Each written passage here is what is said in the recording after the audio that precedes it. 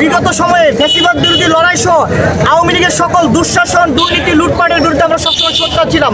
আমাদের দলের নেতাকর্মীরা বিভিন্ন সময় আওয়ামী লীগের বিরুদ্ধে রাজপথে বারবার হামলা মামলা জেল নির্যাতনের শিকার হয়েছে, তারপরে কিন্তু আমরা রাস্তা থেকে সরে যাইনি।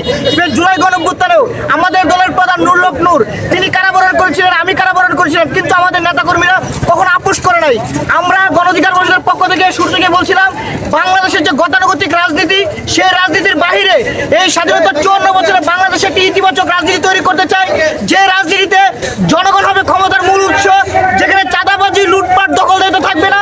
আমরা চাই এই কিশোরগঞ্জ গণ অধিকার পরিষদের পক্ষ থেকে আমাদের যে যাত্রা, সেই যাত্রা আমাদের মূল লক্ষ্য থাকবে, মূল টার্গেট থাকবে কিশোরগঞ্জকে চাঁদাবাজ মুক্ত করা, দুর্নীতি মুক্ত করা এবং দখলদার মুক্ত করা। আমরা দেখেছি যে এখানেও যে নরসুন্দর নদীর বিভিন্ন জায়গায় দখল করে লুটেরা শ্রেণীর এক শ্রেণীর লোকেরা দখল করে নানাভাবে অবস্থান করছে, সেখানে নানান ধরনের অবকাঠামো নির্মাণ করছে।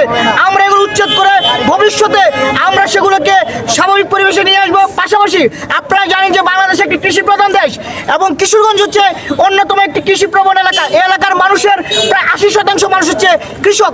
আমরা যদি সংসদে যাই, এই কিশোরগঞ্জের মানুষ যদি আমাদেরকে সংসদে পাঠায়, আমাদের মূল টার্গেট থাকবে কৃষকদেরকে কিভাবে উন্নয়ন করা যায় এবং কৃষকদেরকে কিভাবে তাদের ভাগ্য পরিবর্তনে কাজ করা যায়। আমাদের মূল টার্গেট থাকবে কৃষকদের মধ্যে বিনা শর্তে বিনা সুদে ঋণ বিতরণ করা এবং আমরা যেন কৃষি উপকরণ বিনামূল্যে বিতরণ করতে পারি, সেলোকে কাজ করব।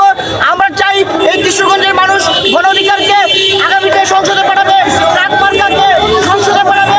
আজকে আমাদের দলের পক্ষ থেকে একটা আনুষ্ঠানিক মোটর শোভাযাত্রা রয়েছে, এখানে ছাত্র অধিকার, যুব অধিকার, শ্রমিক অধিকার, গণ অধিকার পরিষদের নেতৃবৃন্দরা আছেন। আমরা সবাইকে ধন্যবাদ জানাই এবং আশা করি কিশোরগঞ্জের মানুষ ইতিবাচক সাড়া দেবে। আমরা কিশোরগঞ্জের মানুষের ভাগ্য পরিবর্তনের কাজ করবো। বাংলাদেশে এই 15 বছর ভোট দিতে পারে নাই মানুষ ভোট দেওয়ার জন্য মুখিয়ে আছে। সুতরাং আমরা চাই না কোনো বিষয়কে ইস্যু করে পরাজিত শক্তিরা সেই ইস্যুকে কাজে লাগিয়ে সামনে নির্বাচনকে বানচাল করুক। আমরা চাই সুষ্ঠু নির্বাচন হোক। জুলাই সনদ এবং গণভোটকে কেন্দ্র করে যে ধরনের মতানৈক্য তৈরি হয়েছে বা সৃষ্টি হচ্ছে, আমরা চাই রাজনৈতিক দলগুলো যেন আলাপ আলোচনার ভিত্তিতে সেগুলো সমাধান করে। গণ অধিকার পরিষদ সবসময় আলাপ আলোচনার ভিত্তিতে সমাধানের পক্ষকে সবসময় সমর্থন